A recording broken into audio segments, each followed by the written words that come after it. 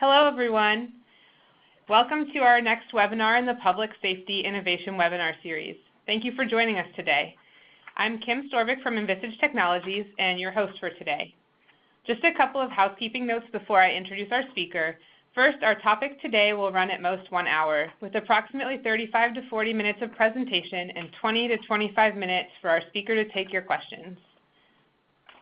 Please feel free to enter questions at any time into the chat at the lower left corner of your screen.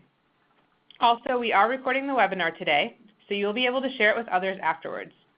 We'll be following up after the meeting with details about the video. Okay, before we get started, a little bit about us. Envisage Technologies is the leader in training and compliance technology for public safety professionals. In short, we ensure that our first responders are trained, equipped, and ready. With over 1.1 million first responders using our technology, we started this webinar series because we were frustrated that great ideas and best practices, those that can save lives, are not getting out there and being adopted fast enough. We're passionate about solving that for public safety and raising the bar on training. We believe that readiness saves lives and are committed to improving public safety through awareness and innovation. Today's webinar will be focused on the importance of preparation. In this case, preparation for the interview you may encounter as you pursue promotions within the fire service. To discuss this topic with you, we have Chief Clive Savacool. Clive has been in the fire service since 1996. His career has been in the San Francisco Bay Area, primarily with Contra Costa County Fire Protection District, where he was one of the youngest chief officers in the history of the agency. Throughout his career, he's held many positions in just about every rank, including training chief, battalion chief, and was vice president for the Firefighters Union when he was a captain. His fire service career was in a high call volume area where he was stationed at the busiest stations on engine, truck, and rescue companies, setting him up for a promotion to fire chief in 2016 with the Garden Valley Fire District. In 2014, Clive created the program Exposure Tracker, a health and safety web app which tracks toxic exposures, injuries, and communicable disease exposures for firefighters. The program has taken off and has already been adopted by hundreds of firefighters and dozens of agencies. Through supportive organizations and other firefighters, Clive has dedicated his life to looking after the health and welfare of his brothers and sisters still in the fire service. And with that, I'll hand it over to Clive. All right. Thank you, Kim. I appreciate it. And thank you to everyone at Envisage for all the support you give the fire service. So for everyone else, thanks for logging in. Today's class, we're really going to focus on the interview, but we're going to cover a little bit about preparing for the process in general and some of the steps that go along with it. So we'll talk about preparing for the interview. We're going to go over a little bit about resume preparation, types of questions, how we want to structure answers. What's really important is our delivery, and a little something I call the must know about me list, and then finally our personal development. Okay, stepping right into the promotional process. It's going to vary between different agencies and probably state to state.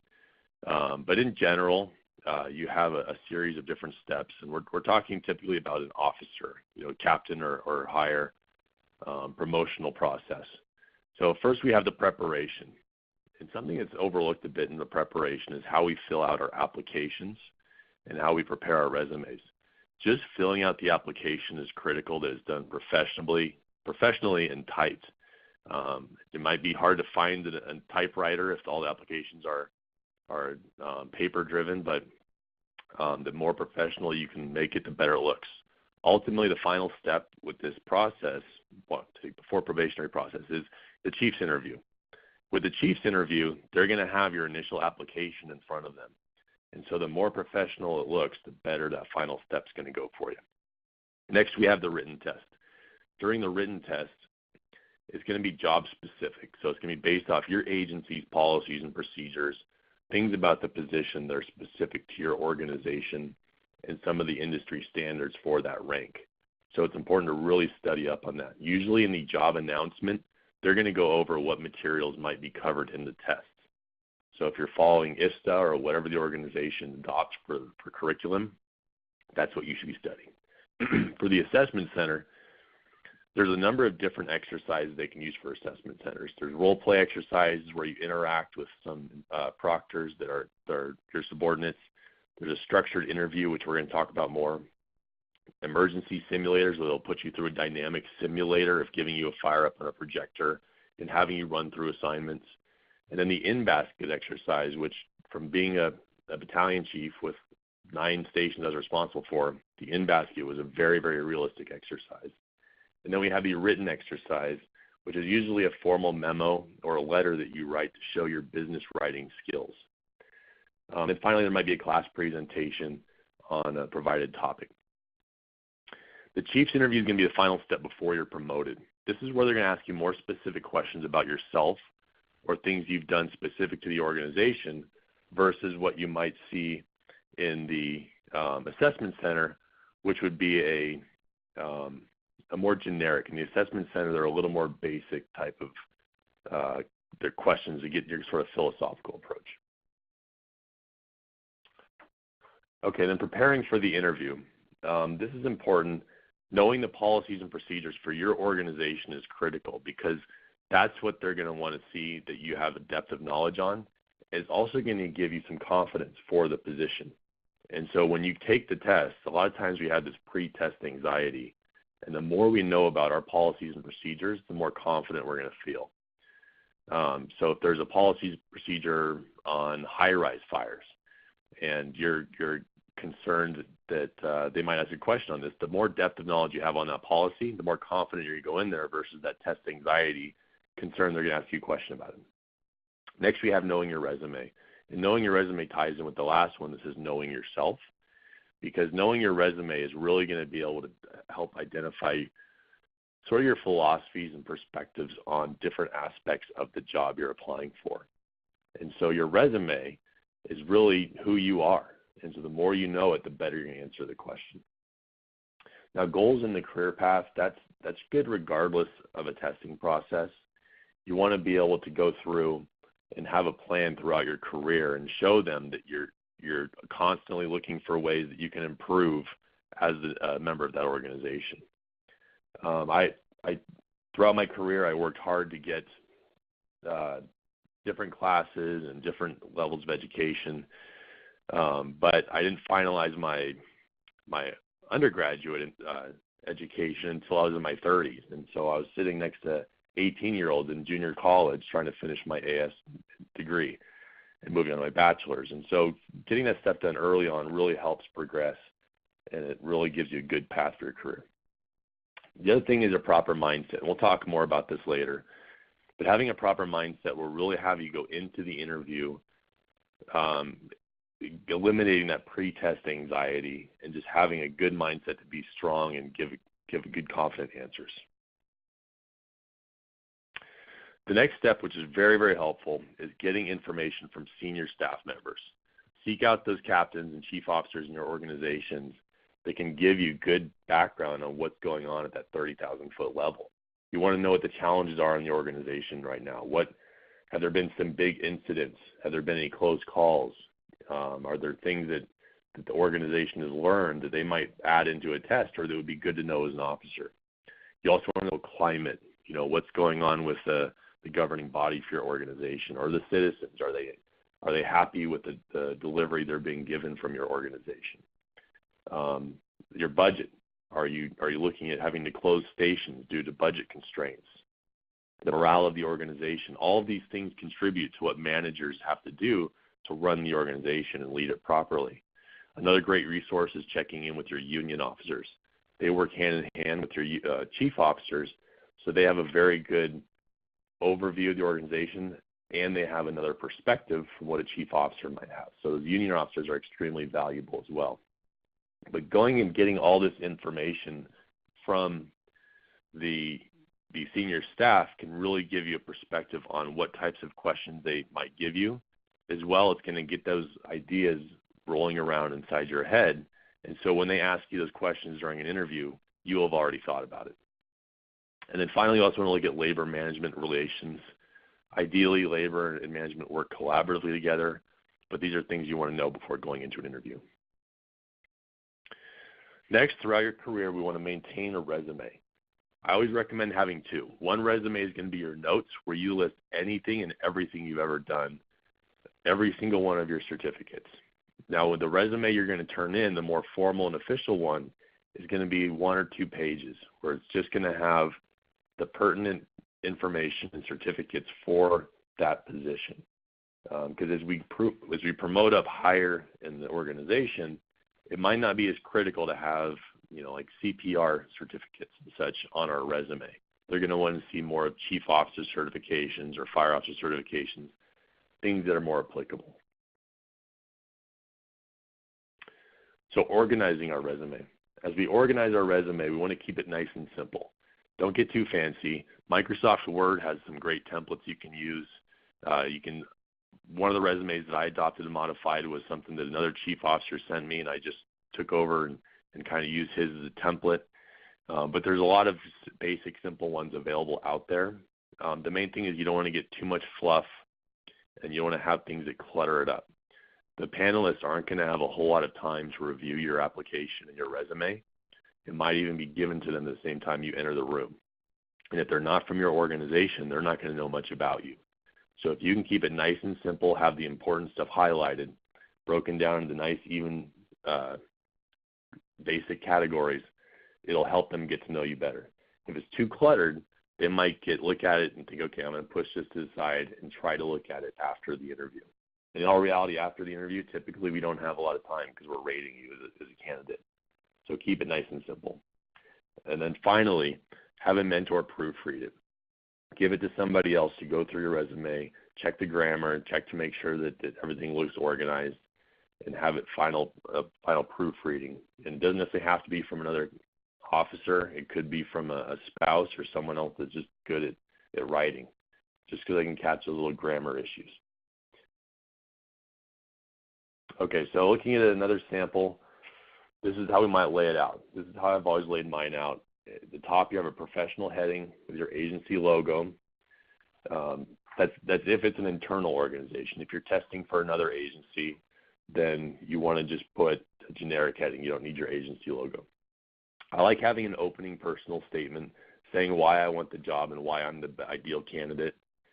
You'd be surprised how many times during an interview the candidates never ever say why they want the job or that they even want the job.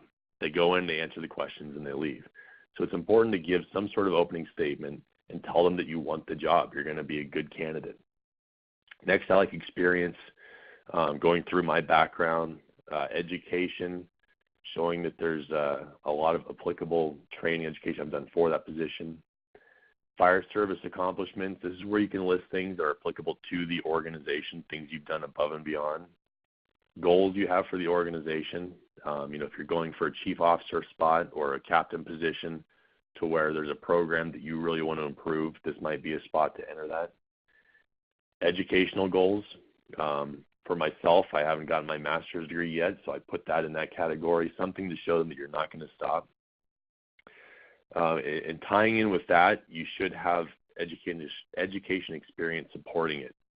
So we don't just put educational goals. There's a whole bunch of things where we've got no traction. So make sure that your whole resume kind of flows into the goals category. And then the other section, if it's applicable, is having other activities and accomplishments. And so, for example, if you work for a smaller organization where they're a lot more focused on community involvement, you might be able to put something in there about what you've done for maybe the Firefighters Association or for the local school district or something. So here's my resume. This is nice and simple how I lay it out. Talking about my experience, going into education, certifications. I also listed professional organizations because it shows that I've been involved and I've got some diversity in the resume. Again, you want to keep it nice and simple. Okay, so moving on to the questions. When we look at the questions, it's important to really listen to them. I want to emphasize that if you don't understand the question or if you don't hear it right, ask them to repeat it. So we'll go into a little bit of depth about the types of questions, but before we even get started, I just really want to stress that it's very common for candidates to hear the beginning of a question in their head because they've rehearsed so much, they think, okay, I've got the answer to this. And then they answer a question that was a variation of what we asked. They didn't answer the question we asked. So it's very important to answer the question that's asked. If you're not sure, ask them to repeat it. Sometimes I've answered questions when I've been interviewed, and after I've answered it, I've asked, hey, can you repeat the question, please? I want to make sure I answered it correctly. It doesn't affect the panel's judgment on you at all. In fact, sometimes they appreciate it to make sure that you can listen to instructions. The other thing that I want to mention is that the interviewers really want you to be successful. They're instructed by the test organizer to have a poker face and to not show emotion or give reaction to your answers. So if you're giving the answer and they're sitting there stonewalled with their face, it's not because they didn't like your answer. It's because they can't show emotion because they're not supposed to give you feedback. So don't let that faze you. They want you to be successful. So the basis for the questions. One of the first questions you might see is how you're going to develop and motivate your crew. Managing personnel is the most challenging part of being an officer.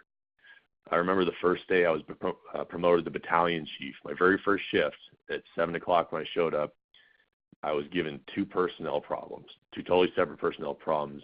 And so all day long I was in my office focusing in and trying to manage these issues.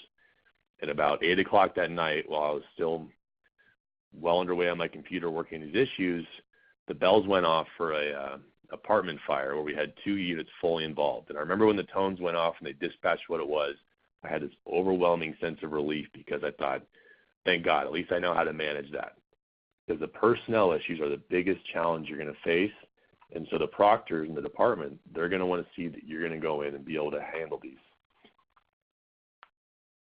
So next one we're going to look at is the positions, or what have you done to prepare for the position. As I talked about a little bit before about the undergraduate education, this is getting more and more prevalent. And so for firefighters, we typically used to just look at classes that were focused on technical rescue and technical aspects of our job, paramedic training, aspects that were specific to our organization. But as we go up to a higher level in the officer position and the chief officer positions, they're wanting to see that we have some undergraduate education. The bright side is that there's a lot of online programs now from some very good schools. And so it's easy to get your education done online with never even having to go to a college. So I highly recommend getting into some of those courses. Something else they want to see when they ask you these questions about what you've done to prepare are outside courses. We all have those courses that are required by our organization and classes that we get taught in-house. But proctors want to see what you've done outside, what classes you've gone out and taken to go above and beyond the required courses. And finally, they're going to want to see, are there gaps in your resume? If you've been in the fire service for 20 years or so, there's going to be gaps. There's going to be times when you were raising your family or you were just taking a break from going to college or whatever it was. There's going to be gaps. And so this might be an opportunity, if there is a gap, to talk about, hey, I spent all my time focusing on the fire service, but in order to maintain my mental health, I took a break and I worked on my family. As a firefighter, we're normal people put in abnormal situations, and so you have to have that mental health and have that stability and balance of a normal life. So, if there are gaps in your resume, that might be a point when you can interject it. Okay, so talking a little bit more about what we've done extra for our organization. This really stands out with your raters. When they see somebody that's been involved in a lot of different programs and they've gone out and done extra things for the organization, it really helps them see that you're going to also be that much better as an officer. Something else that I mentioned under resumes is a lot of times the proctors can see, did you go out and get all of your classes to just better yourself? Or did you go out and get all these classes, come back to the organization, and pass on the information you got to better everybody? And so by showing what you've done extra for the organization, such as committees, if you're on an apparatus committee, union positions, all these things show the raters that you don't just care about improving yourself, you care about improving the organization. And on a quick side note, being a union officer or being a training officer is probably one of the best ways to move up through the ranks. Those two positions really get you involved with a lot of extra duties that you might not get otherwise. Okay, so now we get into personnel management and conflict resolution. You'll probably see these through, if not just the interview, but also in the role play exercise during a assessment center. There's going to be different types of conflict resolution, which we'll go through, but the main thing is understanding how to do subordinate counseling. You want to know the policies and procedures of your organization. As well, you want to know what the Firefighter Bill of Rights are for your state. Here in California, we have very specific Firefighter Bill of Rights that were a spin-off from the Police Officer Bill of Rights, which aren't just there to protect the employee. They're there as a guide for the supervisors to be able to manage and address subordinate counseling and personnel investigations in a fair manner. And so these are something that both the firefighters and the senior staff need to be well versed in. One of the challenges that management sees with a lot of their middle managers are that they don't engage when it comes to employee misconduct because the middle managers are unfamiliar with the Firefighter Bill of Rights and the disciplinary process, and so they just flat don't engage. And when you're a manager and you don't engage misconduct, you are validating it. You are showing that person that if they show up to work 5 minutes every day and they never get told it's the wrong thing to do, then they're going to continue doing it. We're validating that. We're proving it. Humans are creatures of habit, and so if we let them continue behavior, then we're basically blessing it and saying it's okay for our organization. So when you're interviewed for these types of questions, they want to see that you're going to be able to manage these issues and that you're going to engage.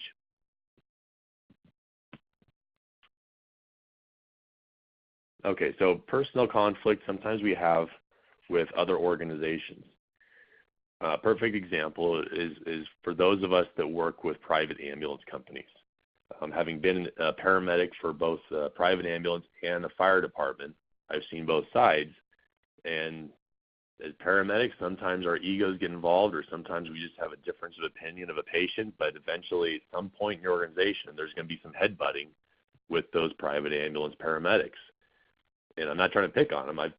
We've all been there. So ultimately, we all care about the best care for our customer.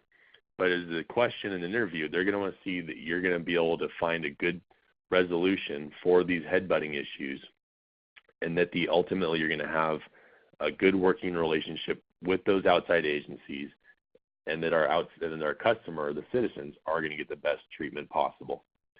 So when you get asked these questions, it's not about how well you're going to be able to puff your chest and be able to outrank somebody from another organization.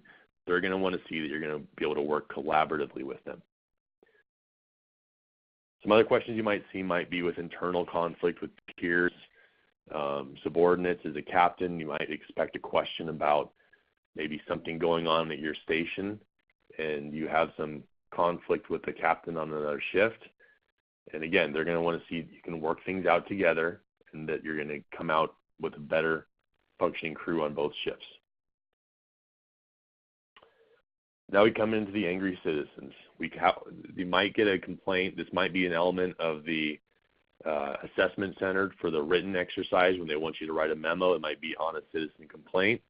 But really what's going to help for this question is preparing for the interview and talking with those senior staff members. Ask them what types of citizen complaints they've had. Find out what have come into your organization. A lot of times complaints come in that are not passed down to the crews because they might be trivial, and a lot of times the citizen just doesn't understand why we do what we do, and that chief officer is able to just settle it right then and there, and it doesn't need to get passed on. You know, if a citizen calls and complains that the firefighters' radios were on and too loud in the grocery store while they're shopping, the chief officer might say, well, you know, they need to be available so they can respond to an emergency, so they have to keep the radios on and be able to hear it. And the citizen might say, okay, thank you. And that's never passed on to the crews. And so preparing for this question is really important when you talk to a chief officer.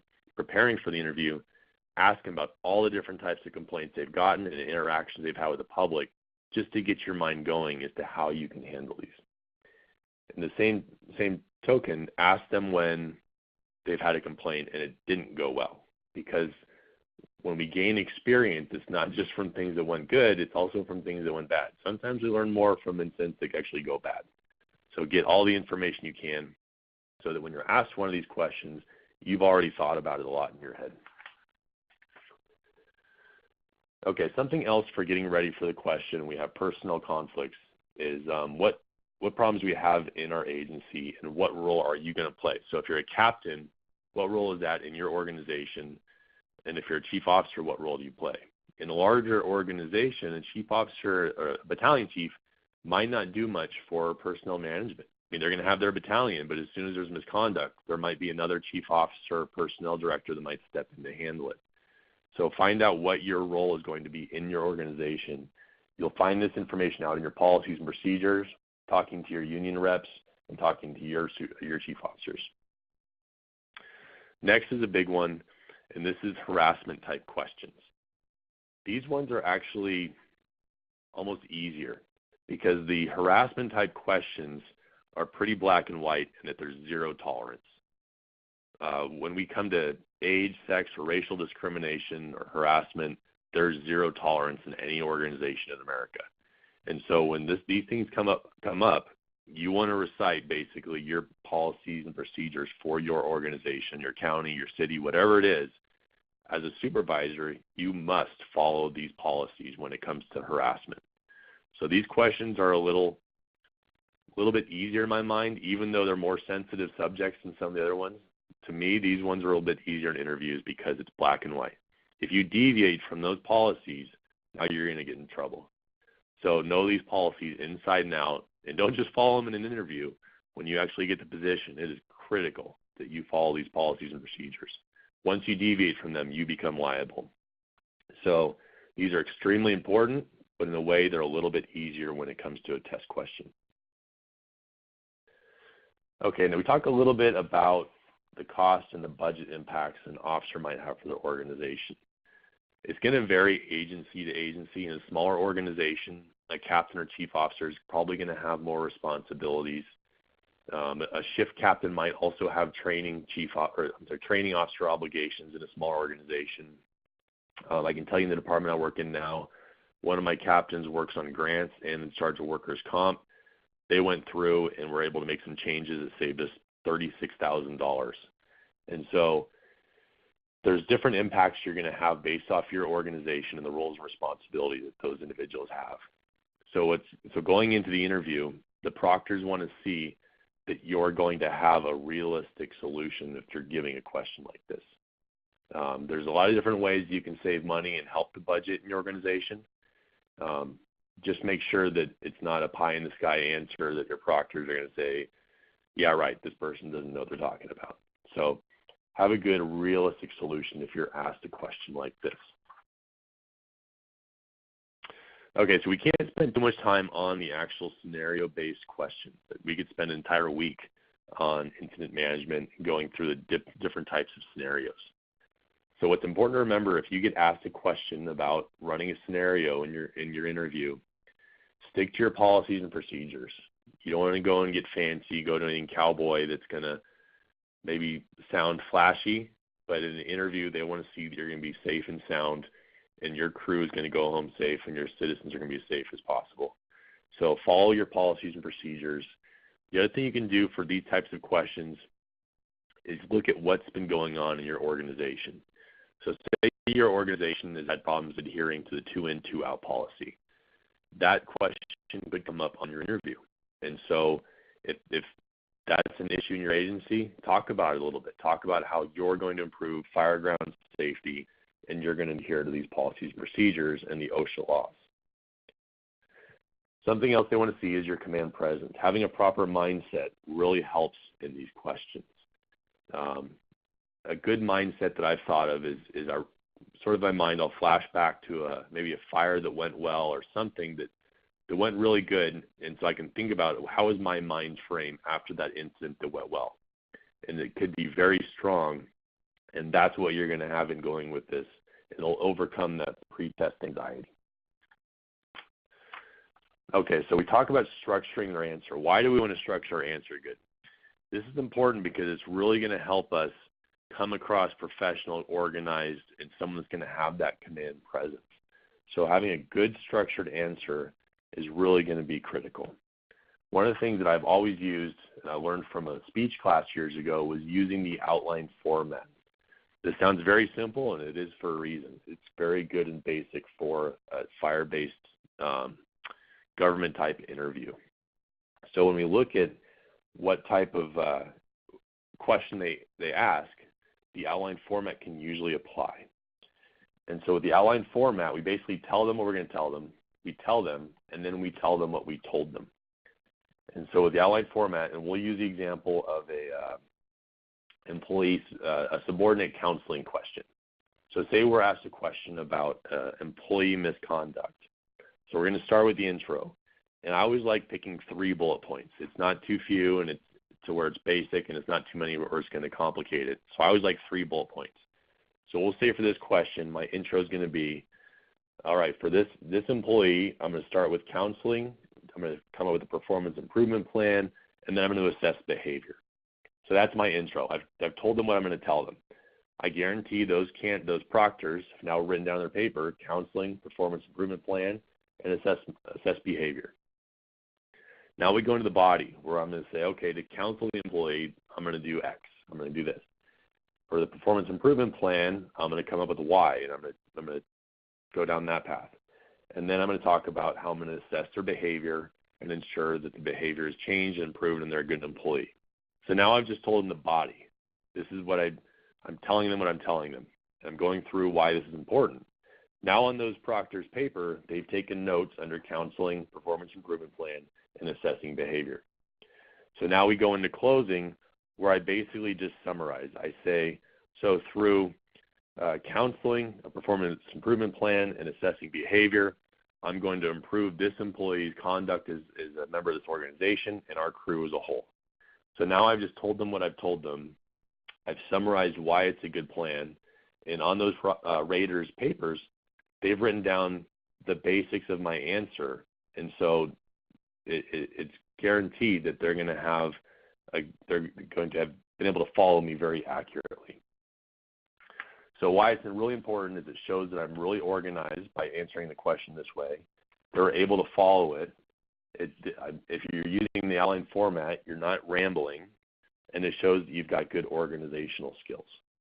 So the outline format has worked very well, and I've been told by other candidates that I've helped prep for tests that the raters afterwards told them that they were able to follow them. So the outline format works very well.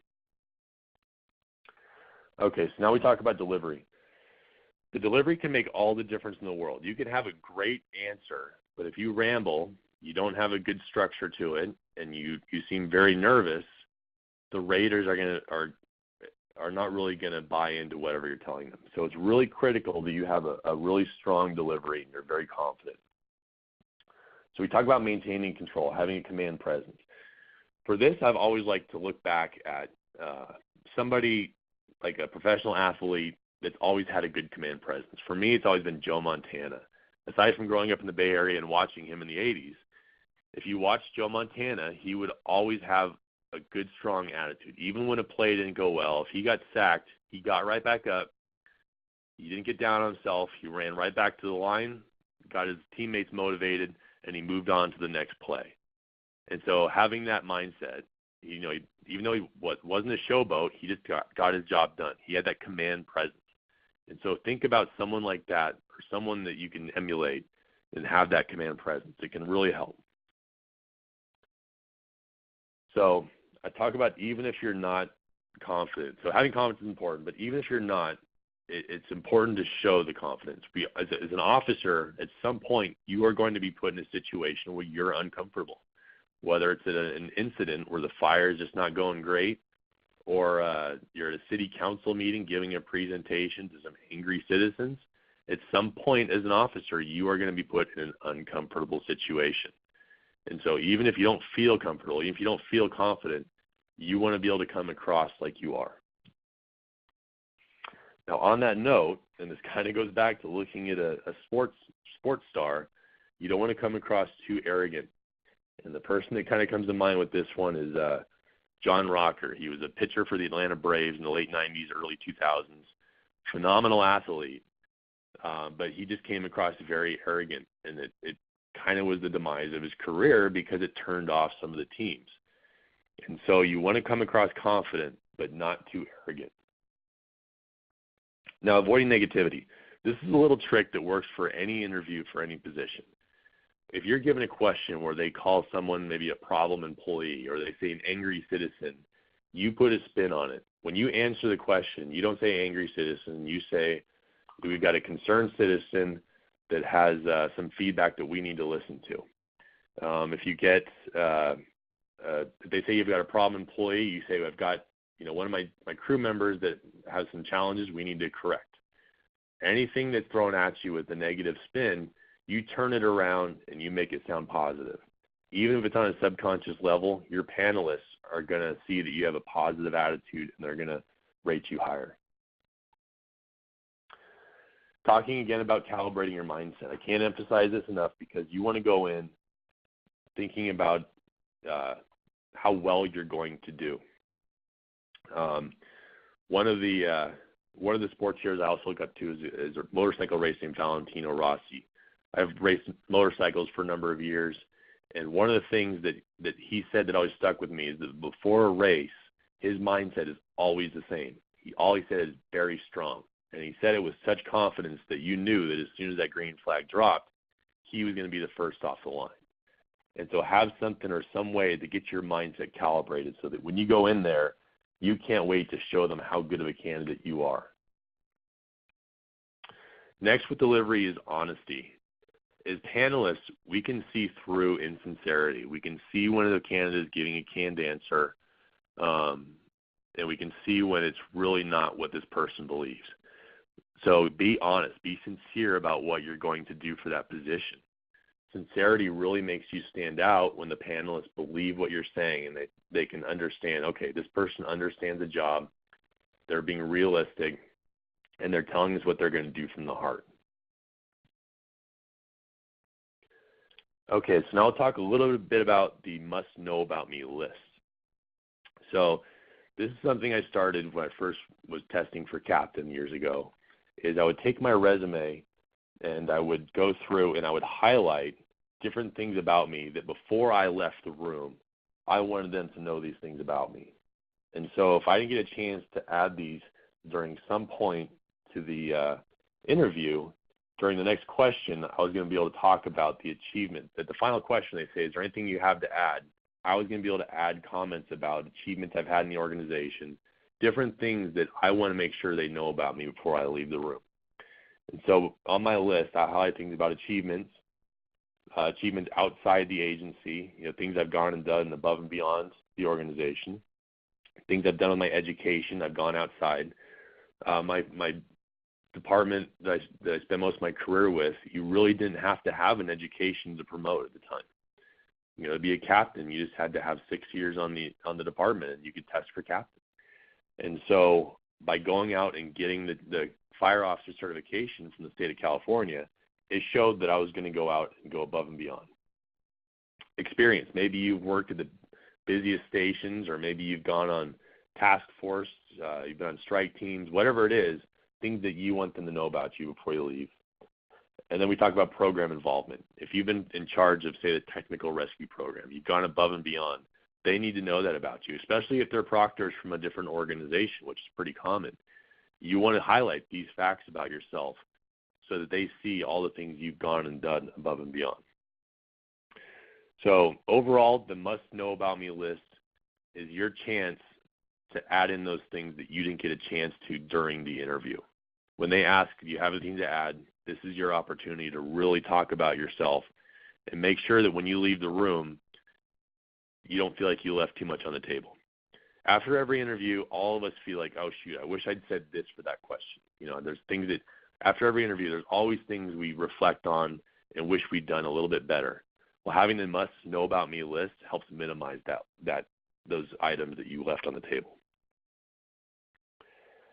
So next we talk about personal development. After every test I've taken, even though I was testing for engineer, right after the written test, the assessment center, the interviews, I'd go out to my car, go to a coffee shop, whatever it was, and I would take notes on the test. Because, not to sound pessimistic, but I always took the mindset of there's a chance I might have to take this test again in 2 years. And so I always would go through and I would take notes on what I was tested on, what questions were asked, what did I learn from the process, what questions were asked from the study material I read. what can I change about myself as far as my educational goals, things that maybe I didn't have on my resume before.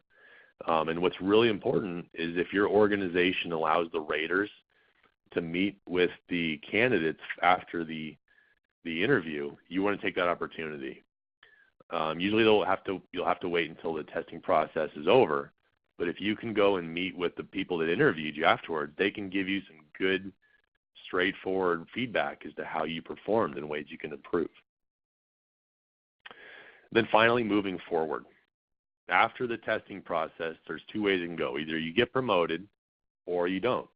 So if you get promoted, it's important to follow through with what the promises you gave them during the interview to process.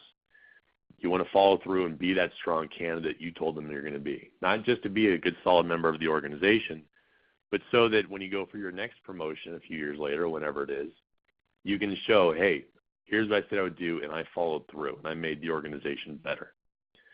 The second option or potential is if you don't get promoted. The first time I took my first captain's test, I got passed over. I came out number 3 on the list. Number 3 on the list, and they skipped me and went to number 4. And granted, I didn't have a good interview, and the guy that was number 4 had a great interview, and he was a great candidate. So after I was passed over, I didn't call in sick the next shift, and I showed up to with a positive attitude. When they did promote the guy they skipped me for, I showed up to his badge pinning, gave him a big hug, and congratulated him. And years later, when I promoted the battalion chief, the assistant chief told me, he said that he took notice, and he recognized that when I was passed over, that I didn't hang my head and pout and blame the organization, that I kept my head up, kept a positive attitude, and I worked harder and killed it and got promoted a month later. So those things stand out. It shows that you're able to recover, you're not going to take things personal, and that ultimately you're going to be a strong individual for the organization. So either way you go with moving forward, keep a positive attitude, and it's your opportunity to shine. That is all I've got. I really appreciate everyone. So if there's any questions, I'd love to field them. Great. Thank you so much, Chief Savacool. We'd like to start answering questions from the audience at this point. So as a reminder, please type your questions into the little chat box in the bottom left corner. All right. Looks like we have a question. What can you recommend to help with test anxiety before an interview? This is a good question because pretty much at every level you're going to have this. Really helping with the test anxiety is having that proper mindset, getting really familiar with your policies and procedures, and then what's always helped me is having mock interviews. No matter what position you're going for, have mock interviews. Have somebody appear, another captain or a higher ranking chief officer, have them run you through some interviews. And keep it formal. Go in. Once you enter the room, have them go in as they're a proctor. And then once they're done interviewing you, have them give you some good candid feedback. But doing these mock interviews will not only get you sort of relaxed in the mode for giving interviews, but it will also help get your mind working. So the questions they ask you in these mock interviews might not be the exact ones you get in the real interview, but they could be variations. And so as soon as they ask you a question, it's not the first time you've thought about the subject. So having mock interviews really, really helps with getting the pre-test anxiety issues out of the way. Great, thank you. Here's another question. Are there questions I should be asking the panel at the end of my interview? So you're not always given the opportunity to ask questions of the panel. During the assessment center, it's usually pretty structured where you're not allowed to. Sometimes you're not even allowed to tell them your name. You're given a number depending on how it's structured. But during the chief's interview, at the end of that one, typically you might be able to have some good dialogue and say, and the questions I would ask is their expectations of you. And so you could say, you spend the whole interview talking about how you're going to be a good candidate, how you're going to better the organization. But if you're given the opportunity, you want to ask them, so what is it you are looking for with a captain in our organization? What is it looking for a chief officer organization? What can I do to be better at this job? So getting expectations is what I always liked when I would ask questions. Great, thank you. Here's another question. What would you say about attire in regards to interviews for upper-level positions and professionalism? For example, dress uniforms versus business attire. So there's a couple of different reasons we dress up for the interviews. Sometimes in the instructions it'll say Class A attire is required. For chief officer positions, sometimes business attire is acceptable. What it comes down to is you want to look professional. Typically for a captain's promotion, I would stick with Class A. Chief officer, if everybody else is doing Class A, you want to find out, if that would be acceptable for business attire. But something else aside from being professional is when you dress up, and this goes for going to meetings with, say, city officials, you dress up to humor them, to sort of show that you respect them. And so the people you're interviewing, if they see you dressed up to talk to them, it's gonna reflect well on you. So I've always liked Class A uniforms for internal interviews. When I've gone to interviews with other organizations, I would do business attire. And so when I went for a fire chief job, which was outside my other organization, I dressed in a business suit. And so sort of the situation is going to dictate which one, but ultimately you want to dress professionally and show them that you respect them by dressing up. Great, thank you. At this point, I have one more question, but I just want to remind everyone that if you have a question to ask Chief Savacool, there's a little blue circle in the bottom left corner of the presentation window, and if you click on that, you can enter your questions there if you haven't done so already. The last question that I have at the moment is, what helps with remembering names and ranks of people on the panel, and how should I address them? So kind of tying in with the first question about test anxiety, a lot of times when we walk in that room, the anxiety almost prevents us from remembering the names of the people we're meeting. So if you're good with names, sometimes it helps to say them several times in your head. That can help remember the name of the individual you're shaking hands with. Sometimes they'll have a name plaque in front of them that you can reference. If you get too nervous, don't worry about it. Just address them as chief or captain when you leave. The one thing that I would add to this, so that the names aren't as critical as the rank, and what I would ultimately add to this is that make sure that if there's a woman on the panel, that you don't sort of disrespect them in the order that you're greeting people or that you're addressing them. I sat on a panel for a captain's promotion years ago for another department, and I sat with the battalion chief, a woman from another agency, and she noticed with several of the candidates how they would all address the men first and thank them before they thanked her. So there's little things like that that you might not think of, but you better believe the raters do. And so if you do have somebody, depending on the gender, make sure that you're giving everyone equal respect and addressing them professionally. So the names aren't as critical as the rank, and then making sure you're respectful of everyone. Great, thank you for that answer. That's all the questions that we have right now, so I'd like to thank Chief Savacool for providing his perspective and sharing his experience with all of us. I'd also like to thank all of you for attending. As I mentioned earlier, we've recorded this webinar and we'll send it out in the coming days so that each of you can share it. In addition, you'll receive a survey following this webinar. Please take a few moments to fill it out. We want to hear from you about future topics you'd like us to cover. That's it for this webinar. We hope to see you at our future webinars. Have a great afternoon.